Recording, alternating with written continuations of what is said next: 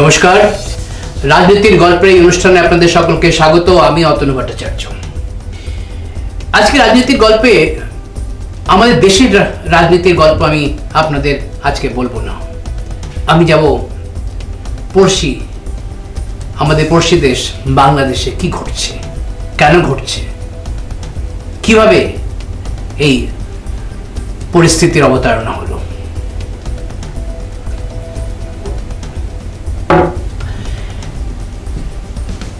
আমরা সবাই দেখেছি গত কয়েকদিনে টেলিভিশনের পর্দায় আমরা সবাই দেখেছি যে কি ধরনের এক নারকীয় পৈশাচিক এক হত্যালীলা চলেছে বাংলাদেশ জুড়ে। এক অরাজক অবস্থায়, নৈরাজ্যের অবস্থা বাংলাদেশ জুড়ে।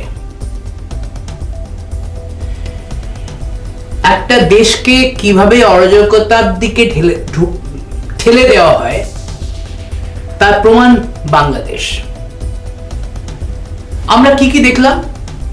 আপনারা সবাই খবর পড়েছেন, সবাই দেখেছেন যে বাংলাদেশ থেকে শেখ হাসিনার প্রথমে চাকরিতে সংরক্ষণ একটা আন্দোলন শুরু হলো। সেই সংরক্ষণী আন্দোলন ধীরে ধীরে দানা বাঁধলো। তারপরে সেই সংরক্ষণ আন্দোলন থেকে সেই আন্দোলনটা হলো শেখ হাসিনার বিরোধিতার আন্দোলন হলো। তারপরে সরকার পতনের আন্দোলনে সেটা পরিণত হলো। অর্থাৎ যারা আন্দোলন শুরু করেছিল তাদের যে একটা দাবি দাওয়া ছিল, সেই দাবি দাওয়া থেকে আন্দোলন চলে গেল একটা অন্য জায়গায়। এবং তারপরে আমরা কি দেখলাম? তারপরে আমরা দেখলাম যে শেখ হাসিনার তিনি যখন পালিয়ে বাঁচলেন বাংলাদেশ থেকে, তারপরে এক উল্লাস শুরু হলো। তার আগে জ্বালানো, মারা, হত্যা করা এসব শুরু হয়েছিল।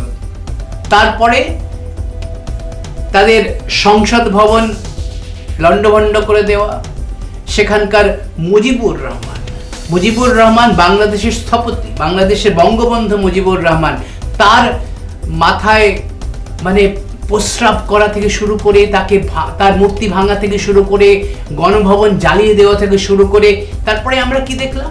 মানে এই ধরনের একটা অরাজকতা, নৈরাজ্য কারা করতে পারে? এরা কারা?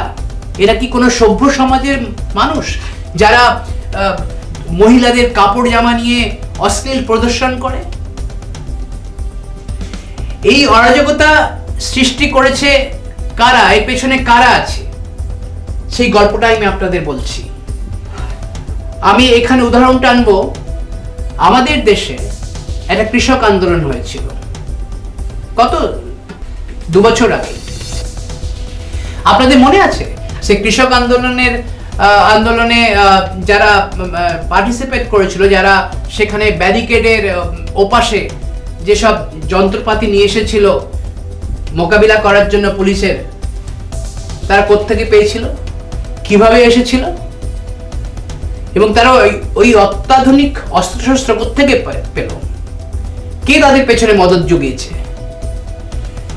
এই যে অস্থির একটা সরকারকে অস্থির করে দেওয়ার যে একটা প্রচেষ্টা, এই আন্তর্জাতিক ষড়যন্ত্র, আমি এই আন্তর্জাতিক ষড়যন্ত্রের কথাই আমি আপনাদের বলছি।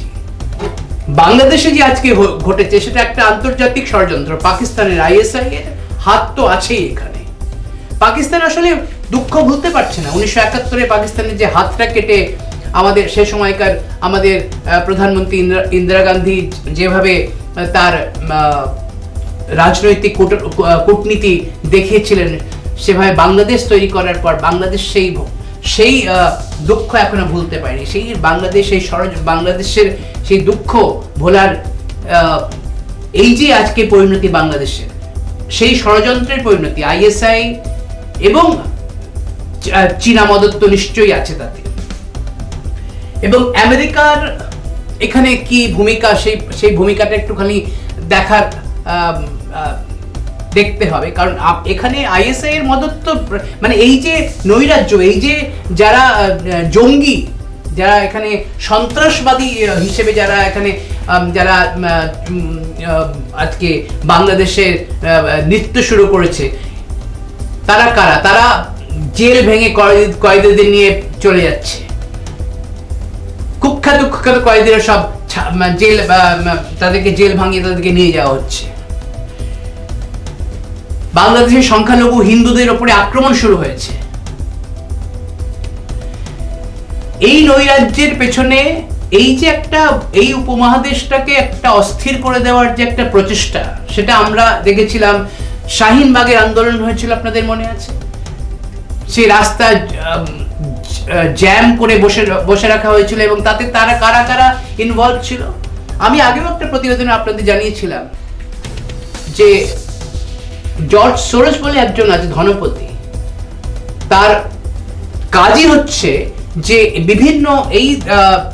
বিভিন্ন দেশে যেখানে একটু দক্ষিণপন্থী বা একটুখানি অন্য ধরনের সরকার আছে, যেখানে বামপন্থী সরকার নেই, সেই সরকারগুলোকে কিভাবে অস্থির করে দেওয়া যায়, কিভাবে সেগুলোকে তুলে ফেলে দেওয়া যায়, তার ষড়যন্ত্র তিনি করে থাকেন। তার কিছু পেটোয়া লোকজন আছে, কিছু জার্নালিস্ট, তার মদতে চলা কিছু এনজিও আছে, সেগুলো এই ধরনের অস্থিরতার কাজকর্ম করে থাকেন। এবং শাহিনবাগের আন্দোলন, কৃষক আন্দোলন, তার এক একটা উদাহরণ কিভাবে অরাজকতার সৃষ্টি করা হয়েছিল দিল্লির রাস্তায়। সেদিন লালকেল্লার উপরে সে চড়ে গিয়ে পতাকা তোলা হয়েছিল, যেন স্বাধীনতা পাচ্ছে। ঠিক বাংলাদেশে ঠিক সেই ধরনের ঘটনা ঘটছে। বাংলাদেশ, আমাদের দেশের সরকার সেটা দমন করতে, রাজনৈতিকভাবে দমন করতে সমর্থ হয়েছে, কিন্তু বাংলাদেশের শেখ হাসিনা সেটা পারেননি। এবং তার পেছনে এই যে মৌলবাদীদের মদত, এই যারা উগ্রবাদীদের মদত স্পষ্ট পরিলক্ষিত হচ্ছে। এরপরে বাংলাদেশে যে ঘটনা ঘটছে, যে ঘটনা আজও ঘটেছে, যে ঘটনা এখনো ঘটছে,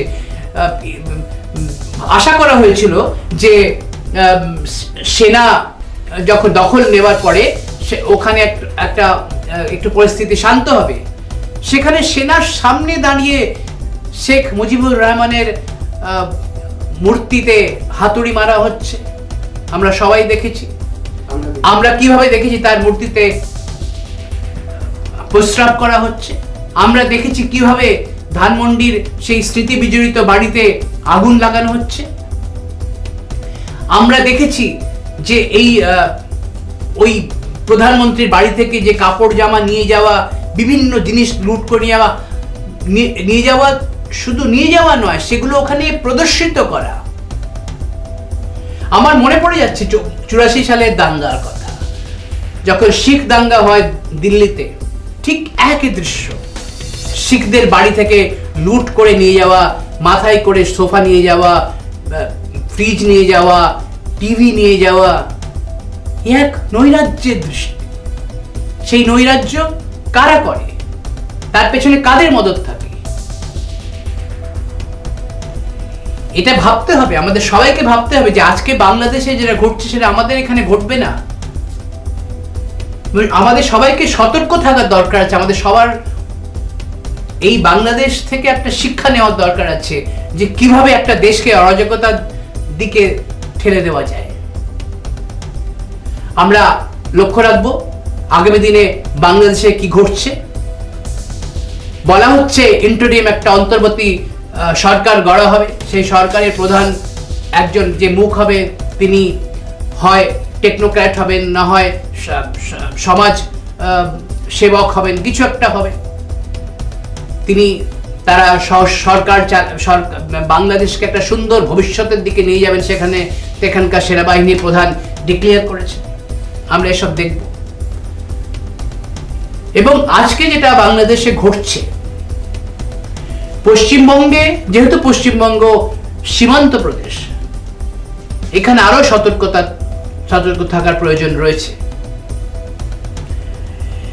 এখানে যে কোনো মুহূর্তে এই যে বাংলাদেশিরা এখানে মিছিল করলো, এটা কিভাবে এই মিছিলটা হলো, কেন করলো মিছিল, বিজয় মিছিল এখানে করার তো কোনো কারণ নেই তাদের, কেন করতে দেওয়া হলো? আগামী দিনে আমি এই নিয়েও আপনাদের সঙ্গে সামনে আসব। বাংলাদেশে যে ঘটনা ঘটছে, যে ঘটনা আরো ঘটবে, এখন ঘটনাটা ডেভেলপিং ঘটনা।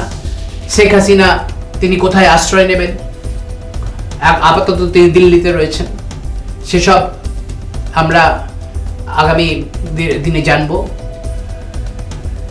আজকে এই পর্যন্তই। আমার বিষয় কেমন লাগলো যদি তার কমেন্ট করবেন, চ্যানেলকে সাবস্ক্রাইব করুন, লাইক করুন। নমস্কার।